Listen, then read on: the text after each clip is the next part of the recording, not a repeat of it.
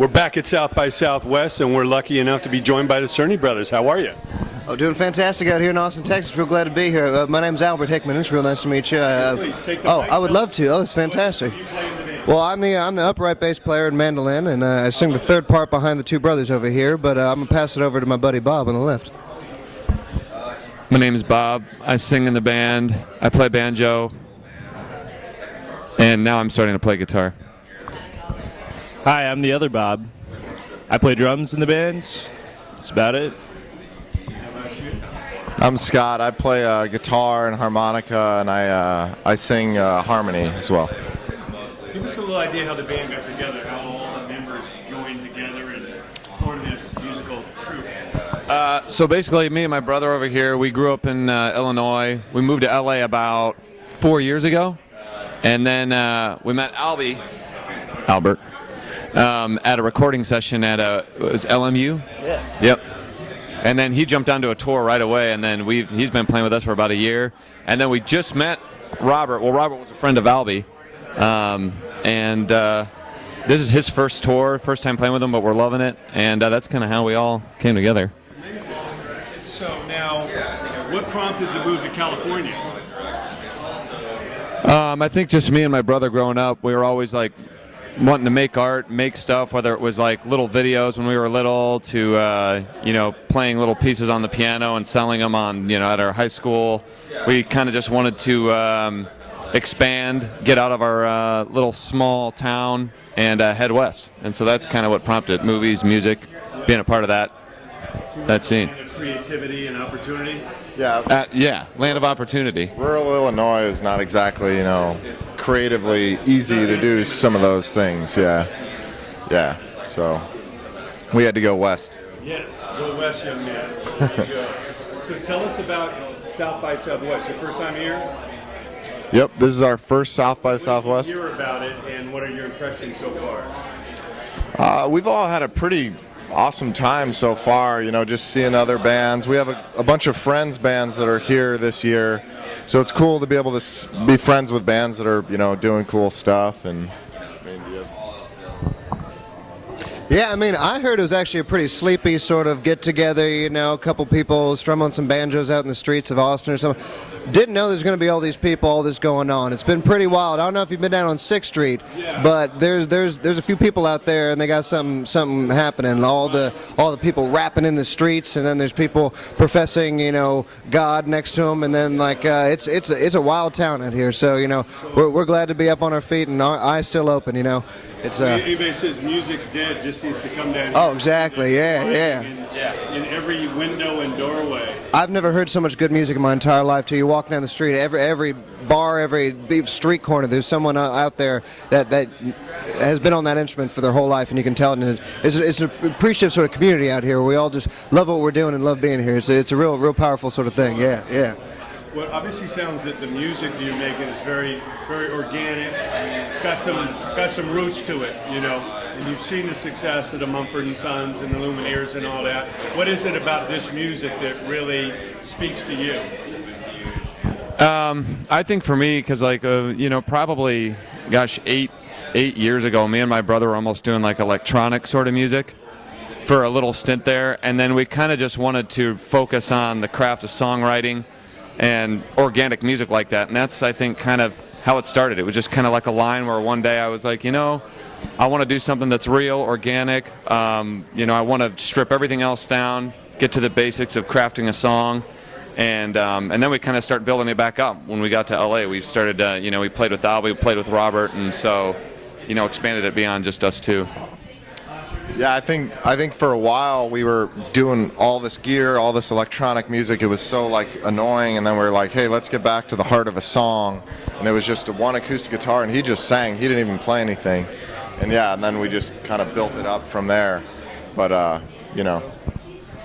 and for me coming into it, when I joined the group, I've never worked with brothers or siblings or family members in a musical environment. It's always just been a bunch of guys getting together. To have that fabric already there, that tight closeness, and to be able to work with that is such an amazing thing because it's just such a tight core already established. It's not all over the place, and to be able to go underneath that and support those two guys that are up there doing what they love and making that happen. It's really been the powerful thing to me is being a part of this family. You know, they brought me into their family, and that's all you can really ask for when you join a group of guys on the road is just to be a part of a family. You know. Well, they obviously knew each other all their lives, so there's a bond that goes way further than guys that just met each other last year. And that's what keeps all the 12-hour drives and all that kind of stuff we're doing.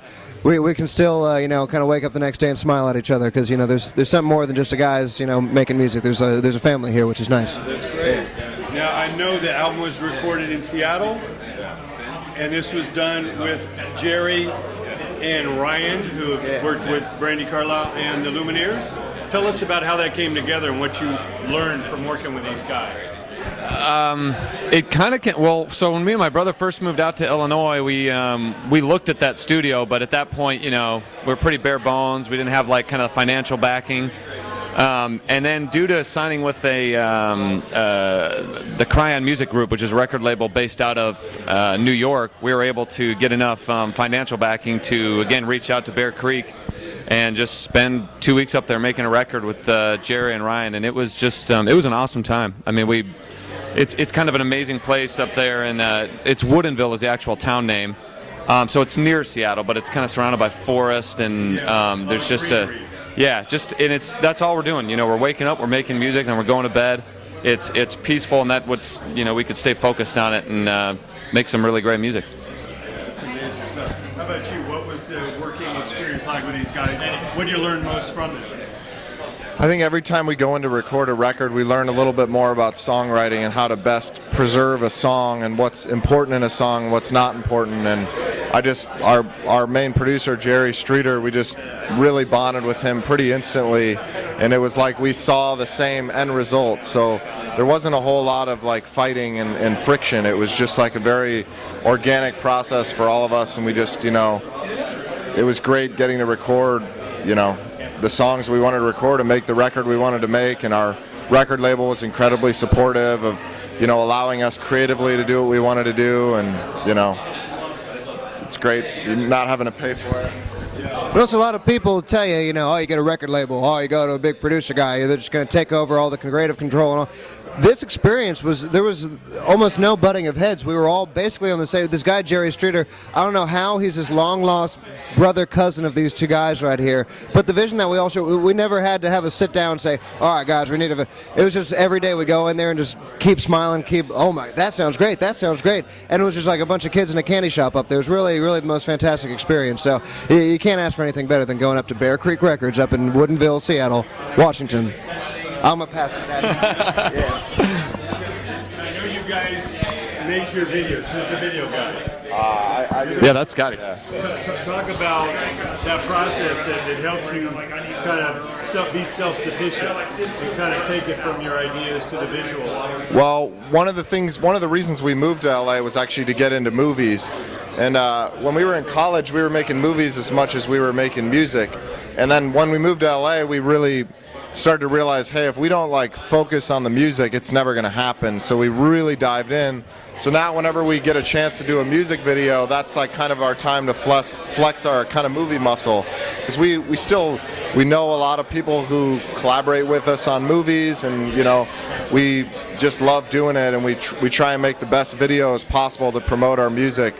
So it's just kind of like a thing that we love to do, and long term, we're kind of writing a music movie about a struggling musician, and we'll definitely have hopes to get into the movie world and make that a part of what we do. So we've always loved the great movies that have great soundtracks, and feel like lately there's not a lot of those movies being made anymore. So that's great. Robert, I know you do a lot of reading. Why is it important for people to really learn and grow and enrich from learning from others?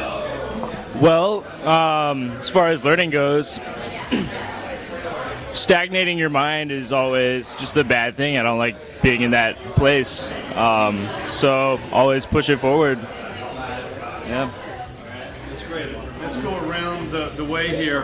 What have each of you learned in this business, so to speak, that you can impart on others? What advice can you give to a young player, writer, or traveling musician? I would say just keep doing it. Look at the bright side of things. Like, things don't always go your way. And it's just like one of those things, like, do you really want to do this? And so I have to like dig deep down inside to decide that. Gotcha. Well, for me, it's like kind of like this sort of thing. Inspiration, constant inspiration keeps a heart beating in this sort of deal. If you're feeling dried out and you're just feeling like you're hitting these walls, there's always something out there to inspire you, whether it's just finding a new art, a new medium, a new type of music. There's always a way to keep you moving, because the only thing that can stop you is just losing that fire, that constant wanting and love of what you're doing. It should never be this sort of like just forced effort. It should always just be this fiery pursuit. So that's all. I just keep looking for something, you know.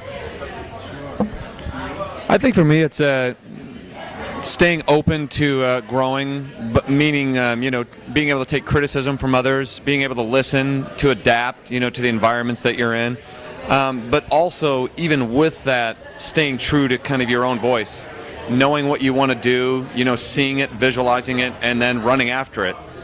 I want to say at whatever cost, even though that sounds a little cutthroat, but just staying true to the vision, keep running after it, and kind of I guess endurance. The word endurance comes to mind. Keeping just keeping persistent.